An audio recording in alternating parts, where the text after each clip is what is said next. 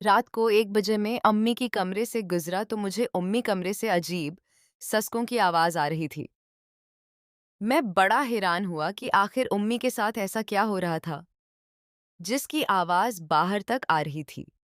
जब मैंने दरवाजे को कान लगा के सुना तो मेरी उम्मी मेरी अबू को कह रही थी कि और जोर से करो और जोर से। मैंने उधर उधर देखा कि कोई सिराग ढूंढो ताकि मैं अंदर का मंजर देख सकूं। जब मैंने कमरे खिड़की को हाथ लगाया तो खिड़की खुली हुई थी। मैंने जब आहिस्ता से खिड़की खोली और अंदर का मंजर देखा तो मेरे अब्बू ने मेरी उम्मी को बालों से पकड़ा हुआ था और गाड़ी को फुल स्पीड में रीस देवी थी। ये मंजर देखा तो मुझसे कंट्रोल नहीं हो रहा था। मेरे दिल कह रहा था कि अभी अबू की जगह उम्मी को मैं मेरा नाम शाजीन है और मैं 22 साल का हूँ। कम उम्री में मुझे सारी बातों की समझ आ गई थी। जब एक रात मैं पानी पीने के लिए उठा था तो उम्मी अबू को मैंने उस हालत में देख लिया था जब मैंने मुझे नहीं देखना चाहिए था। जिसके बाद अब मुझे उस चीज की आदत हो गई थी और उस सब को देखकर मेरा दिल जोर जोर से रखता था। ये सब देखने के बाद अब तो जैसे मुझे नींद भी ना आती थी। मैं हर वक्त इंतजार करता रहता कि कब अबू उम्मी के पास जाकर इस सारा कुछ करें। और मैंने देखकर अब चलते फुलते मैं उम्मी की वजूद का जायजा लेता रहता। उम्मी पर मेरा दिल आ चुका था। अब मैं भी उम्मी के साथ वही सब कुछ करना चाहता था जो अबू इसके साथ करते आ रहे थे। अबू की उम्र अब बढ़ने लगी थी और वो काफी हद तक थकावर कर शिकार भी रहने लगे थे। मैं देख रहा था कि उम्मी अब चरचरी से रहने लगी है और अबू उनको ठीक से खुश नहीं कर पाते। मैं अब एक जवान वजूद रखता था। मेरा वजूद बहुत सख्त और सदमन था। मैं अबू से ज्यादा खूबसूरत भी था। मैं देखता था ताने की उम्मी मुझे किस कद्र हसद परी निगाहों से देखती है। क्यों मेरी उम्मी की शादी भी कम उम्री में हुई थी और उसके बाद फूरन ही मैं पैदा हो गया था। तो कोई भी मुझे उम्मी का बेटा ना समझता था। मैं जब भी उम्मी के सिर बेटा होता अगर कोई अनजान देख लेता तो वो हरकेस ही कियम न करता कि मैं उम्मी का बेटा हूँ। क्योंकि उम्मी और मैं देखने में एक ही जितने नजर आते थे। मगर अब जो मेरी नजरें उम्मी पर थी वो मुझे बहुत बेचैन कर रही थी और मैं जल्द उम्मी को हासिल करना चाहता था। एक दिन उम्मी एक कज़न की शादी थी। उम्मी वहां जाने के लिए तैयार हो रही थी। उम्मी ने सिर्फ रंग का जोड़ा पहन रखा था जिसमें वो गजब दह रही थी। उम्मी इतने अरसे बाद आर बहुत अच्छी तैयार हुई थी और खुद कूद दिया था। अभी जाने में थोड़ा वक्त बाकी था। मैं मोबाइल के बहाने वही सोबे पर बैठा हुआ था। मैं तैयार होकर आ गया था। अब मुझे अम्मी और अबू के साथ शादी में जाना था। मगर मैं बहाने बहाने से बार बार उम्मी को ही देख रहा था। फिर उम्मी गले में एक लाकट पहन रही थी जो उसे बंद नहीं हो रहा था। मैं फौरन उठा और कहा, उम्मी लाए मैं बंद कर देता हूँ।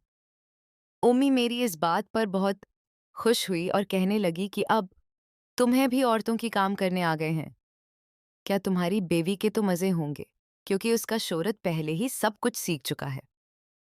तो मैं उम्मी से कहने लगा कि उम्मी आपने मेरे घर देखे ही कहा है मैं हर चीज़ सीख चुका हूँ।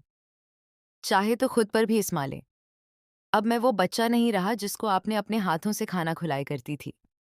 मैं हर चीज़ की समझ बूझ और परख रखता हूँ। अम्मी शीशे में मुझे बहुत गौर से देखने लगी। मैं भी शादी के लिए अच्छी तरह तैयार हुआ था। मेरे उतना सब कुछ कहना था कि उम्मी बिल्कुल खामोशी से मुझे घने लगी। फिर मैंने भी नज़र इधर उधर घुमा ली और उम्मी से नज़र चराने लगा क्योंकि अभी मुझे उतनी हिम्मत नहीं थी कि मैं डायरेक्ट ही उम्मी से सब कुछ कह सकूं।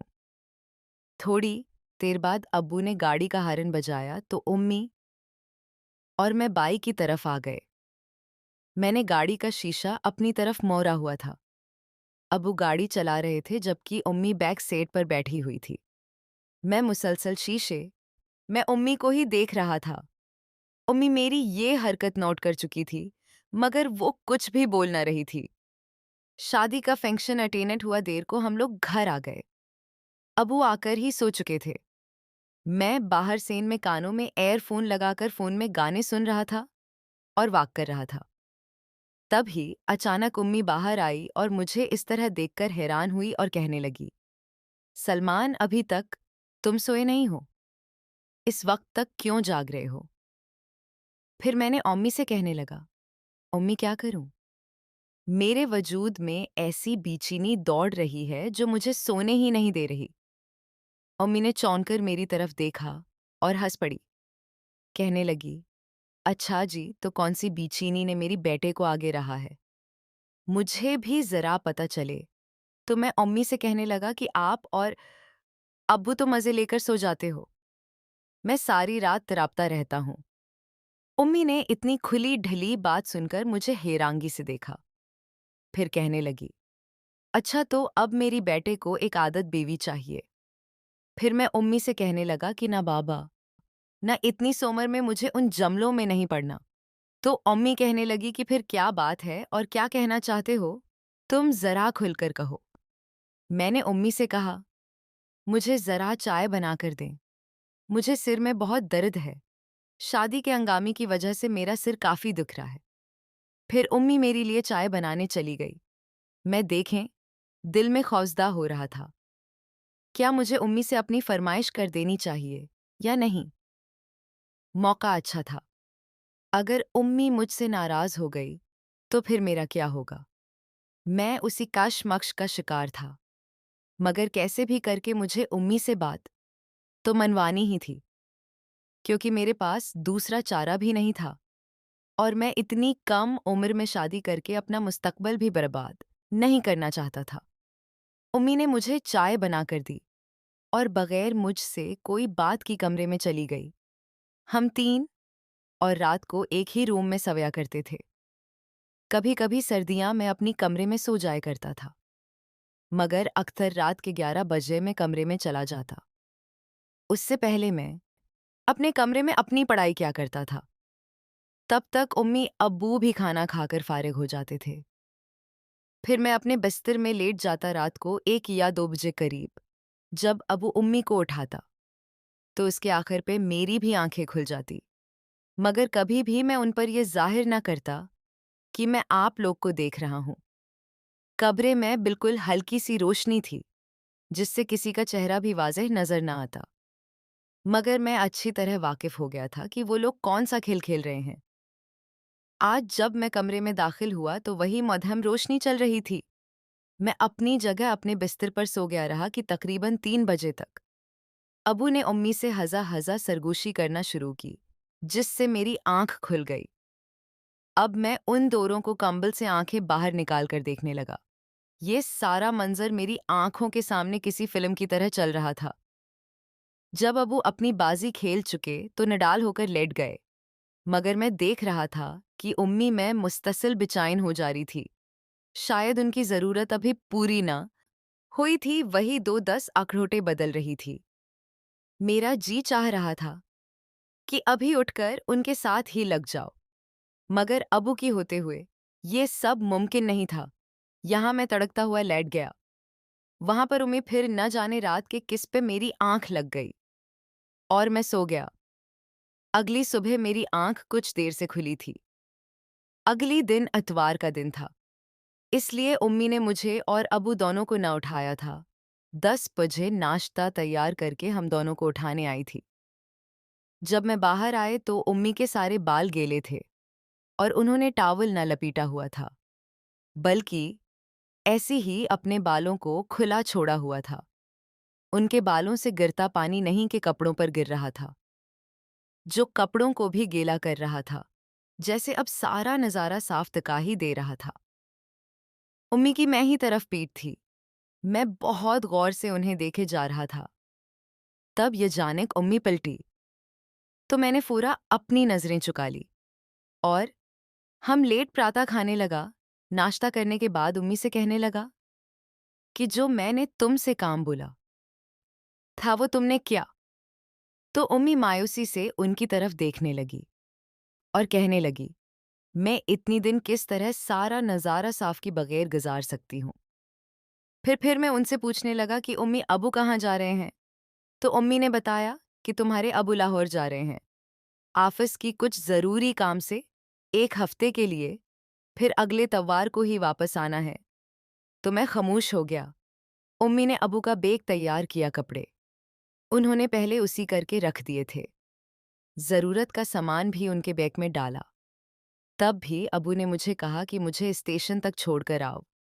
मैं खुशी-खुशी उठा और दिल ही दिल में सोचने लगा कि अब मेरी बारी आ ही गई, जिसका मुझे इंतज़ार था। अब वो वक्त मैं अपनी आँखों के सामने देख रहा था। उम्मी काफ़ी अफ़सदा थी, क्योंकि उम्मी एक रात भी अबू के बगैर न गुज़ार सकती थी। फिर मैं अबू को छोड़कर वापस आ गया, तो उम्मी घर की सफाई-सुथराई में मसरूफ़ थी। मैं उम्मी के करीब आकर बैठ गया और कहने लगा, उम्मी आप मायूस ना हो, मैं हूं न। तो उम्मी कहने लगी, हाँ तुम तो हो, मगर तुम्हारे बाप की जगह कौन ले सकता है? फिर मैंने आस्था से कहा कि उम्मी आपको बोला है न, मैं हूं न, मैं सब संभाल लूंगा। उम्मी ने जैसे मेरी बात अभी भी न समझी थी। सारा दिन यूं ही गुजर गया और पता ही न चला। मैं शाम को दोस्तों के साथ बाहर निकल गया और डिनर बाहर ही किया। उम्मी को मैं पहले से बताकर ही गया था कि तवार के दिन मेरे दोस्त फारिग होते हैं, मैं उनके साथ ही बाहर खाना खाऊंगा। उम्मी ने मुझे कुछ पैसे दे दिए थे। फिर मैं बाहर चला गया। अब जब रात 11 बजे मैं वापस आया तो उम्मी बाहर की सीन में ही चरपाई पर लेटी हुई थी। वो बिल्कुल बेखबर थी कि घर में मैं दाखिल हो गया हूं, क्योंकि घर के बाहर ही दरवाजे की एक चाबी मेरे पास भी थी। मैं उम्मी की बिल्कुल करीब आया और आश्ता सुन को आवाज दी, उम्मी उठ जाए, इंद्र चले, यहाँ क्यों सो रही हैं? उम्मी फूरा बैठी और पूछने लगी, तुम कब आए सलमान? तो मैंने उनसे कहा, मैं अभी आया हूं। फिर हम दोनों की कमरे में चले गए। उम्मी बिस्तर पर लेट गई तो मैं उम्मी से कहने लगा, उम्मी आज रात मैं आपके साथ अब्बू की जगह पर सोना चाहता हूं। अब उम्मी मुझे हैरत से देखने लगी और मुस्कुरा दी। फिर मैंने उम्मी से साफ साफ की दी कि उम्मी मैं हर रात आप दोनों को वो सब कुछ करते हुए देखता हूं। मेरे वजूद में एक अजीब सी बेचैनी है, मैं उसको मिटाना चाहता हूं। अगर आपकी इजाज़त हो तो उम्मी को शायद इस वक्त बहुत ज़्यादा ज़रूरत थी। उम्मी जितनी आसानी से मान गई, मैंने सोचा भी नहीं था। फिर मैं उनके साथ शुरू हो गया। फिर उम्मी कहने